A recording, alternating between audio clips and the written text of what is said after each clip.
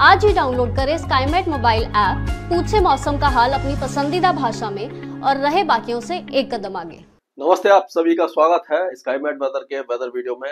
10 अक्टूबर का ये वीडियो है। इसमें हम दिखाएंगे आपको, पहले मैं दिखा रहा हूँ आपको कि जो हमारा स्काईमेट की जो वेबसाइट है skymetweather.com, उस पर लाइव मैप है। इसमें आप देखिए कि ये जो cyclonic circulation low pressure area जो वेस्ट सेंट्रल अरेबियन सी में पहुंच गया है। पहले ये साइक्लोन शक्ति था, फिर ये डिप्रेशन बना, वेल मार्क बना, अब ये लो प्रेशर एरिया के रूप में यहाँ दिखाई दे रहा है। तो इसका कोई खास असर हमें दिखाई नहीं दे रहा है।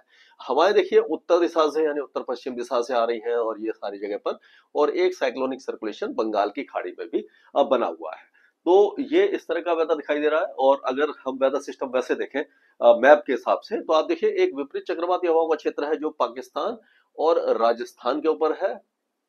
घड़ी की दिशा में हवाएं घूम रही हैं, यानी उत्तरी शुष्क और ठंडी हवाएं जो है उत्तर पश्चिम दिशा से आधे से ज्यादा भारत में दिखाई दे रही है। पहाड़ों पर मौसम लगभग साफ होने वाला है, कुछ इलाकों में हल्की फुल्की बूंदाबांदी हो सकती है आज। कल से मौसम साफ हो जाएगा। ये हवाएं देखिए पूरे इलाके में इस तरह से आ रही हैं।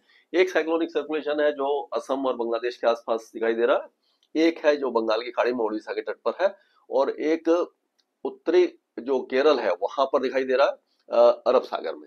यहाँ से एक ट्रफ आ रही है और इस ट्रफ के कारण क्या हो रहा है कि जो नॉर्थ ईस्ट इंडिया है और भारत का जो पूर्वी तट है वहां पर बारिश काफी अच्छी हो रही है। तो अब हम देखेंगे कि आगे मौसम कैसा रहने वाला है।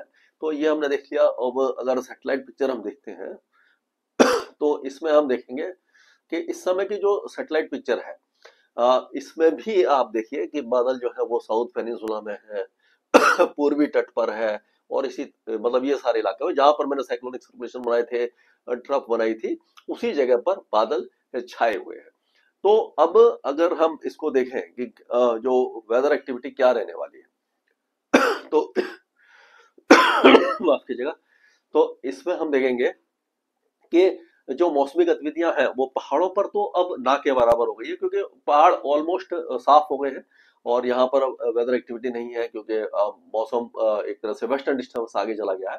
तो अब यहाँ पर कोई भी मौसमी गतिविधि हमें दिखाई नहीं दे रही है, लेकिन बादल हल्के फुल्के छा सकते हैं, यानी कि पूरी तरह से मौसम साफ नहीं है। धूप भी निकलेगी और हल्के फुल्के बादल भी छाएंगे और तापमान में कमी आएगी, मिनिमम टेम्परेचर में, और मैक्सिमम टेम्परेचर थोड़े से बढ़ेंगे। उसी तरह से ये आप देखिए हवाएं जो है वो उत्तर दिशा से चल रही है। तो ये जो हिंदुकुश से लेकर के ये पूरे इलाके में जो स्नोफॉल हुआ है, यानी बर्फबारी जहां पर हुई है, बर्फबारी इस सारे इलाके में आपने देखा कि हो गई है। तो यहीं से जो वेदर एक्टिविटी आपको दिखाई देगी, यानी ये इस इलाके में जो बर्फबारी ये पूरे इलाके में जो हुई है, यहाँ से जो हवाएं आ रही है आप देखिए, ये आ रही है, ये पूरी से घूम के आ रही है, ये पूरे इलाके में, यानी कि आप पंजाब, हरियाणा, राजस्थान, उत्तर प्रदेश और ये मध्य प्रदेश के पश्चिमी जिलों के साथ साथ मुंबई और जो विदर्भ तक जो हवाएं हैं वो पहाड़ों से आ रही हैं, जिससे कि यहाँ पर टेम्परेचर गिरेंगे। और आपने देखा होगा कि ज्यादातर इलाके में पंजाब, हरियाणा, दिल्ली, पश्चिमी उत्तर प्रदेश, पूर्वी राजस्थान, पश्चिमी मध्य प्रदेश और गुजरात के कुछ इलाकों में जो मिनिमम टेम्परेचर है वो 20 डिग्री के नीचे आ गए हैं, यानी कि जो हल्की सर्दी है उसकी शुरुआत हो गई है। और जो मैक्सिमम टेम्परेचर है वो 29 और 30 डिग्री के आसपास कई जगह पर है। राजस्थान में कुछ इलाकों में 35 डिग्री के आसपास तापमान पहुंच गया है। अब गुजरात में भी इसी तरह का, यानी कि टेम्परेचर थोड़ा सा बढ़ जाएगा, गर्मी थोड़ी सी बढ़ने की संभावना हमें दिखाई दे रही है इन सारे इलाकों में। और ये जो पूर्वोत्तर राज्य है, यहाँ पर अरुणाचल प्रदेश, पूर्वी असम, नागालैंड, मणिपुर, मिजोरम, त्रिपुरा, दक्षिणी बांग्लादेश और गंगे पश्चिम बंगाल, इस इलाके में बारिश होगी और तेज बारिश कुछ इलाकों में हो सकती है। उड़ीसा के भी तटीय इलाकों में बारिश की संभावना है। दक्षिणी उड़ीसा में ज्यादा बारिश है, आंध्र प्रदेश के तटीय इलाकों में है, रायलसीमा में है, इंटीरियर जो साउथ इंटीरियर कर्नाटका, तमिलनाडु, केरल और लक्षद्वीप में बारिश है। साउथ छत्तीसगढ़ में भी हल्की बारिश की संभावना हमें दिखाई दे रही है।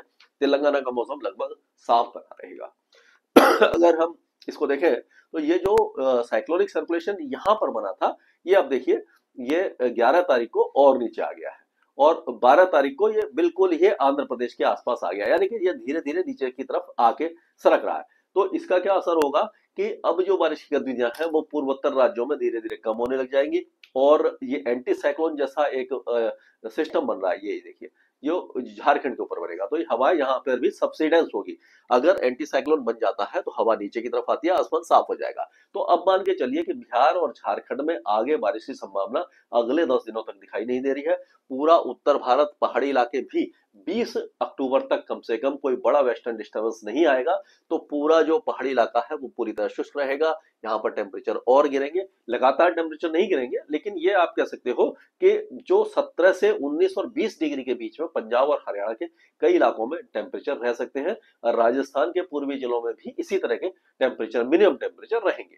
लेकिन दिन में थोड़े से एक आध डिग्री टेम्परेचर बढ़ सकता है क्योंकि तेज धूप निकलेगी और हवाओं में ठंडक तो होगी लेकिन उमस हट जाएगी, क्योंकि जो सूखी हवा है यहाँ पर कोई भी ऐसा पानी का बड़ा स्रोत नहीं है, कोई बहुत बड़ा समुद्र या सागर नहीं है। तो यहाँ से उत्तर से यानी मैदानी इलाकों से जो हवाएं आती है वो इस सीजन में ठंडी और शुष्क होती है, जिससे कि ह्यूमिडिटी कम हो जाती है और मिनिमम टेम्परेचर गिर जाते हैं, आसमान साफ हो जाता है।